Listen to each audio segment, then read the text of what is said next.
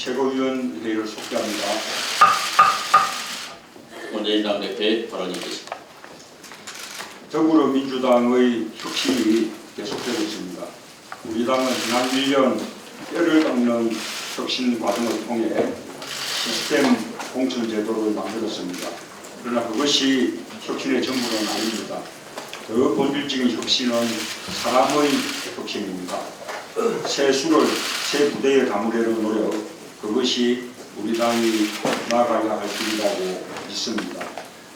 그동안 여러 좋은 분들이 우리 당에 입당했습니다.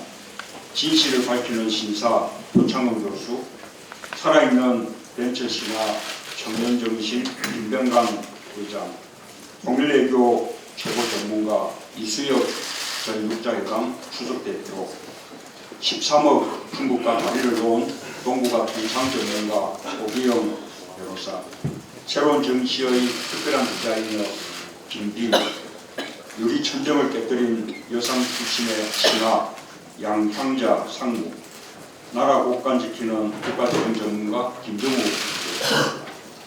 서민을 지키는 따뜻한 포청천 박시성 부장판사, 유능한 안보정당의 간판 통일안보 전문가 하정열 원장, 이렇게 새로운 인물들로 당이 달라지고 있습니다. 여기에 소득 불평등을 타파하고 우리 경제를 살릴 경제민주화의 상징 김동인 박사를 중도사님 탑으로 모셨습니다. 우리 당을 유능한 경제정당으로 만들기 위한 노력입니다. 앞으로도 인재 영입은 계속됩니다. 국민들께서 더불어민주당이 확 달라졌다고 평가할 만한 인재들을 더 많이 모으고 있습니다. 우리 당 내부에 이미 훌륭한 인재들이 많습니다. 새롭게 영입된 분들과 함께 우리 당을 새롭게 만들겠습니다. 그리고 그 힘으로 총선에 승리하고 국민의 희망을 만들겠습니다. 우리 당의 분열과 탈당은 참으로 아픕니다. 그러나 우리는 그 아픔을 딛고 우리 당을 새롭게 만드는 계기로 삼을 것입니다. 국민들께서 함께해 주시고 성원해 주시기 당부드립니다. 이어서 정청래 최고위원의 발언이 있겠습니다. 박근혜 대통령이 신년 강화에서 북핵 문제에 있어 직접적 이해 당사자임에도 불구하고 대책이나 대안을 내놓지 못했습니다. 그러면서 중국이 나서달라만 외치고 있습니다. 한반도 평화를 위해서 대중, 대미의 균형 잡힌 외교가 절실히 필요할 때입니다. 외교는 첫째로 둘째로 국익입니다. 사드를 운운해서 중국을 자극하면서 또 중국이 나서달라고 하는 것은 국익을 위해서도 저는 좋지 못한 시그널이라고 생각합니다. 박근혜 대통령께서 주권 국가로서 강하게 나서주길 바랍니다. 북한에 대한 대북 확성기 방송이나 개성공단에 대한 축소, 운운 등은 결코 해법이 될 수 없습니다. 안보에는 단호한 대처를 하지만 한편으로는 대화의 끈을 놓지 않으려 노력 또한 해야 하겠습니다. 어제 저는 소녀상을 지키고 있는 대학생들을 만났습니다. 청년하자라는 단체 대학생 10여 명이 이 추위에 오도를 떨면서 소녀상을 지키고자 그 자리에서 노숙을 하고 있었습니다. 이런 대학생들의 발언과는 달리 경찰은 정대협을 수사하겠다는 그러한 조짐을 보였습니다. 이에 대한 반발과 반대에 부딪히자 경찰은 저희 의원실에 반전평화 국민행동이 200명을 신고하고 500명이 모여서 수사 중이다는 황당한 해명을 내놓았습니다. 경찰의 논리대로라면 야외 콘서트를 준비한 기획사가 1000명 관객이 올 것으로 신고했는데 2000명이 왔다면 거기도 수사하시겠습니까? 유독 국정교과서 문제나 이런 위안부 협상, 출석 협상에 대한 반대하는 목소리에 경찰이 탄압한 듯한 그런 반민족적 경찰로서 오해가 없기를 바랍니다. 새 정치란 무엇입니까? 새 정치는 낡은 정치의 반대말이죠. 낡은 정치를 깨는 것이 저는 새 정치의 본질이라고 생각합니다. 대한민국의 낡은 정치란 반통일 반공 이데올로기의 분단의식, 망국적 지역감정, 신메카시 등의 종북 성향무리, 친일 독재미와 민주주의 말살 등 과거로 회귀하려는 그런 퇴행적 모습, 저는 이것이 낡은 정치이고 이것을 깨고자 하는 노력이 저는 새 정치의 본질이라고 생각합니다. 국민의당 등 총선을 앞두고 있는 범야권 세력에게 제안합니다. 야권은 2017년 대선을 앞두고 힘을 다시 한 군데에 모아야 되는 우군들입니다. 우군끼리 불필요한 경쟁이나 다툼으로 시간을 보내는 것보다는 낡은 정치를 깨고자 하는 그 노력에 연대의 힘을 보태야 할 것입니다. 경제 실정과 민생 파탄, 그리고 남북관계 파탄, 민주주의 말살, 역사 왜곡, 친일 독재 미화, 위안부 출소 협상 등 거꾸로 가고 있는 박근혜 정권과 싸우는 비판 경쟁에 나서길 것을 제안합니다. 감사합니다. 이어서 전대원 최고위원의 발언이 있겠습니다.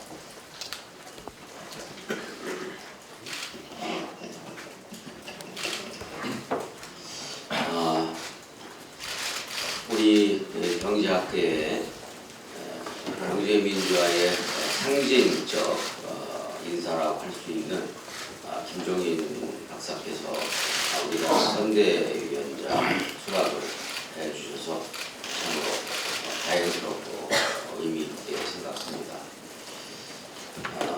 경제민주화는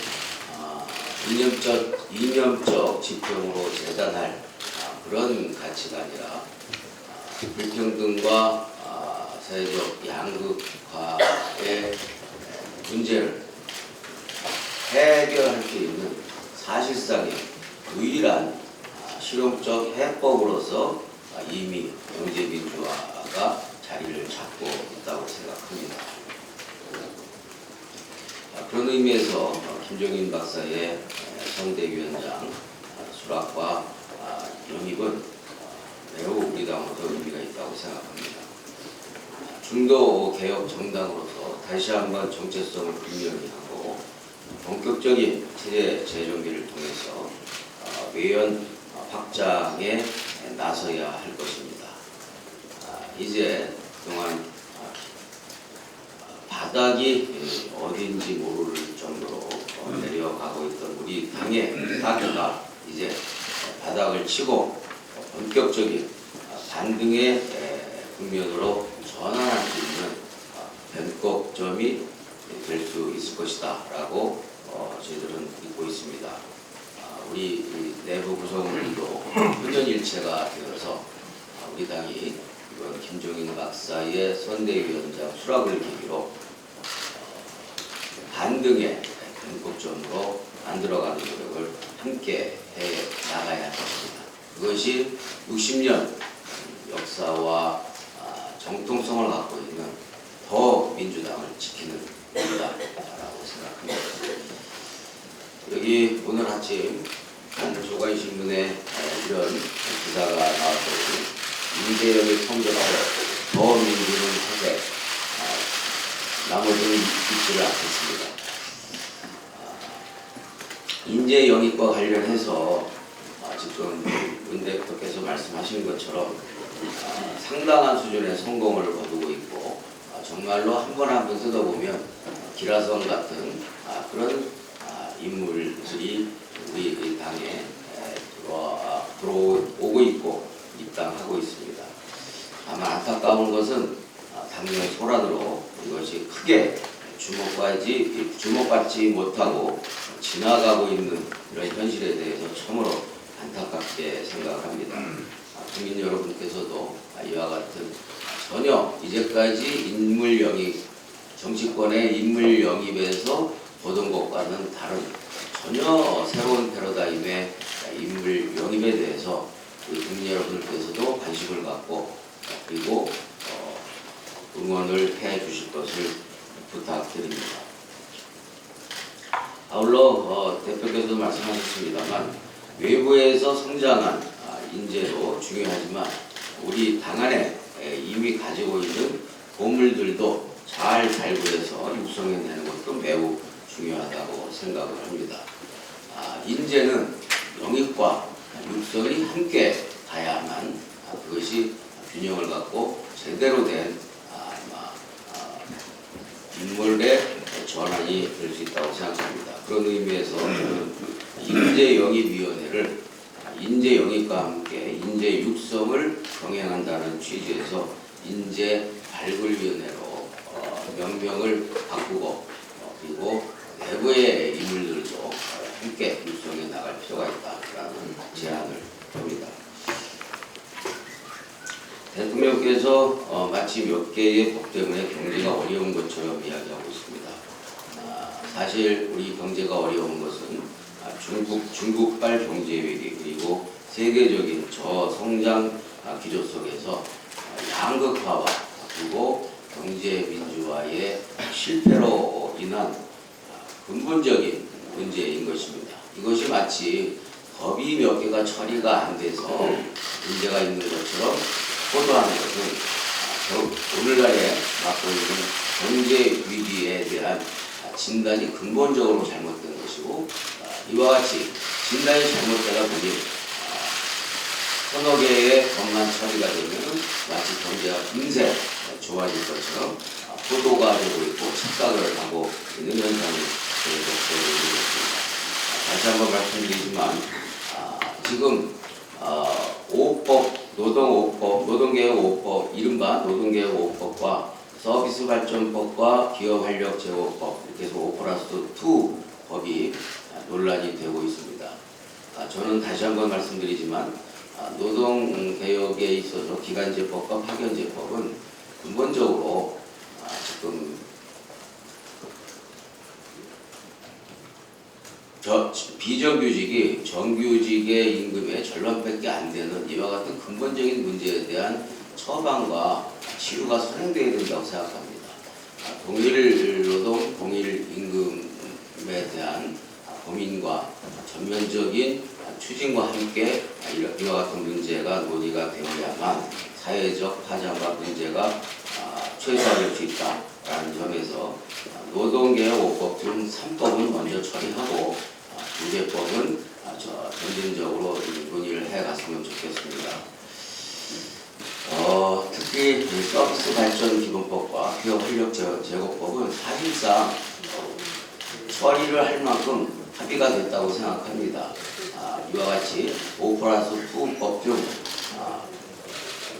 5개 법은 처리하고 1개 법은 중장기적인 과제로 정부가 제안한 대로 다른 1개 법은 중단기 과제로 분류해서 차근차근 논의해 가는 노력을 해야 정치권이 국민으로부터 신뢰를 받을 수 있고 정부도 나름대로 명분이 있을 것이다 라는 점을 말씀드립니다. 이어서 유승희 최고의 발언이 있겠습니다.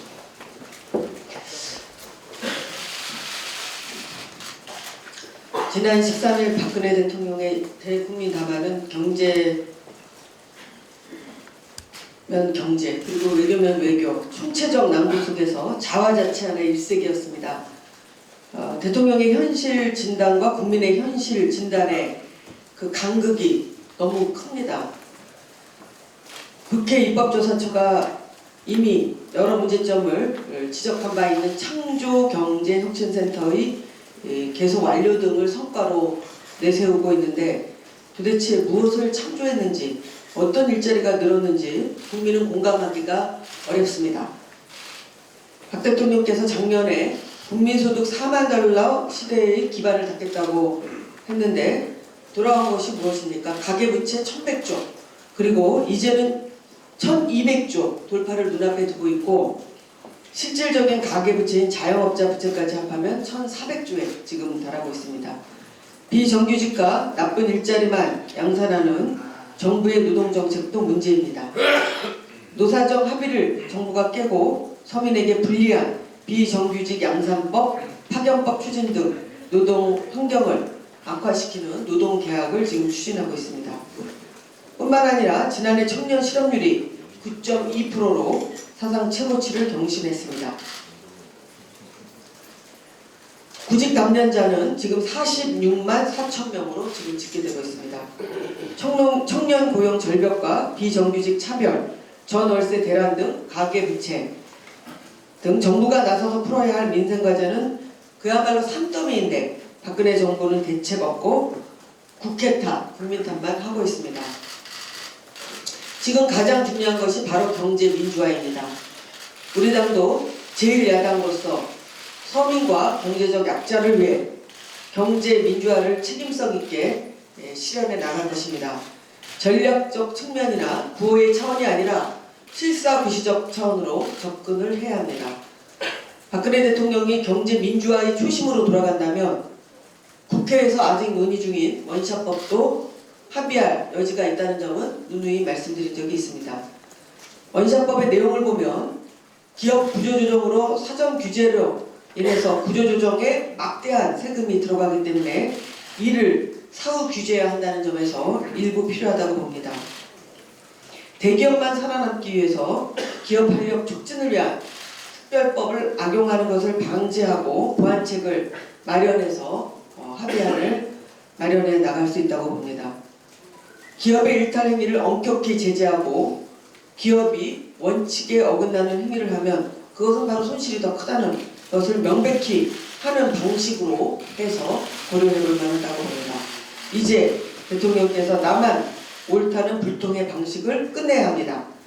박근혜 대통령은 재벌의 낙수 효과에 기댈 수 있는 상황이 아니라고 하는 점을 지금 명심을 해야 하고 대기업만 편애하는 친대기업 정책에서 한 발 물러서서 경제 민주화 초심으로 돌아가야 할 것입니다.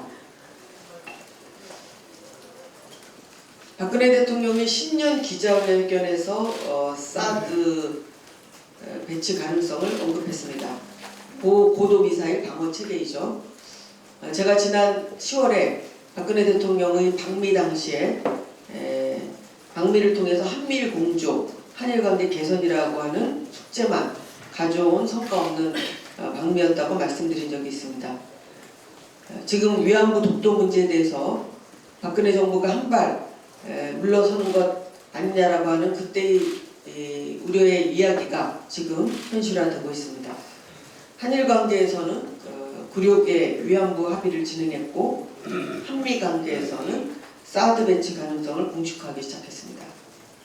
사드를 한반도에 들여놓는 것은 안보 측면에서 보면 우리 국민에게는 이득이 될 것이 없습니다. 동북아 안보 지형을 보면 한반도에서 한미일 북중 대결 구도가 양산될 경우 중국은 당연히 북한을 끌어안을 수밖에 없지 않겠습니까? 사드를 배치하면 한미일 대 북중 대결 구도인 냉정 체제의 강화이기 때문에 이 땅을 전쟁의 전추 기지로 만드는 길이고 오히려 한반도 안보에 찬물을 끼얹는 일이 될 것입니다. 이런 와중에 경찰이 위안부 피해자 수요 집회를 상대로 수사에 착수한다는 보도가 나왔는데 정말 어이가 없습니다. 수요 집회 참석 인원이 신고 인원보다 많다는 이유인데 이 보도가 사실이라면 정말로 경찰은 국민의 지팡이가 아니라 대통령의 지팡이가 될 것입니다. 수요 집회에 대한 어떠한 탄압도 해서는 안 될 것임을 말씀드립니다. 이어서 추미애 최고위원의 발언이 있겠습니다.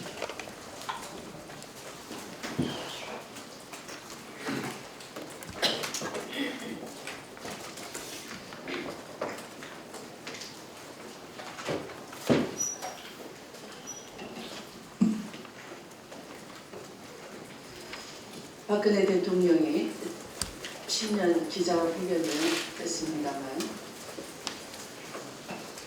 지난 6일 제4차 핵실험을 한 뒤였기 때문에 박 정권으로서는 북핵 문제 해결 방안에 대해서 확고하고도 분명한 대내외의 메시지가 있었어야 했습니다. 그러나 안타깝게도 북핵 문제 해결에 대한 방안은 보이지 않았습니다. 특히 그 자리에는 외신 기자들도 많이 있었습니다. 4차 핵실험에 대해서 정보 부재에 대해서 질문이 있자 미국도 몰랐지 않느냐 하는 어이없는 변명이 문제가 될 것입니다. 문제는 북한 핵의 진화 속도가 너무 빠르다는 것입니다.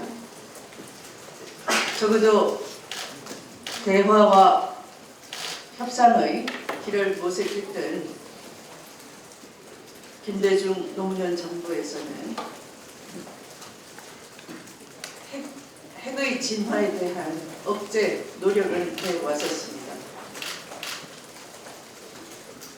그런데 박근혜 정부 3년에서는 북한이 수소탄의 기폭 실험은 적어도 성공한 것으로 보이는데 북한 핵의 진화 속도가 깜짝 놀랄 정도로 빠르다는 것이 문제가 되는 겁니다. 이런 상황에서 B-52 전략 핵 폭격기나 사드 배치 같은 것은 북한 핵의 진도를 억제하는데 도움이 되지 못합니다. 오히려 그 반대로 북한은 핵의 진화 속도를 더 낼 것이라 보이는 것입니다. 더군다나 B-52 전략 핵 폭격기나 사드 재배치를 논란을 붙임으로써 미중 간의 군사 갈등의 짐을 우리나라가 떠안게 되는 위험성마저도 눈에 보이는 것입니다. 북한 핵도 그 진화 속도를 억제하지 못하면서 미중 간의 군사 갈등의 짐을 우리가 떠안게 되는 이런 군사 외교의 실패, 정말 대국민적인 질타가 있을 수밖에 없겠습니다. 박근혜 대통령은 대국민 당내에서 기간제 법원 중장기 과제로 넘기고 파견법 처리를 준했습니다. 그러나 지금까지 제조업 생산 공정에 투입을 금지해온 뿌리 산업에 파견을 전면 허용하게 된다면 대단히 큰 문제가 일어납니다.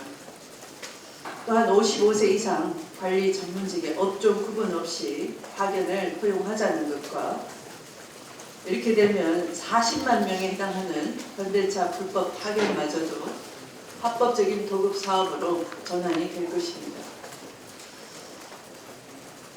문제가 많은 산해 하청 불법 파견에 면죄부를 주게 될 것이며 그 결과 제조업의 중간 착취를 허용하게 될 것입니다.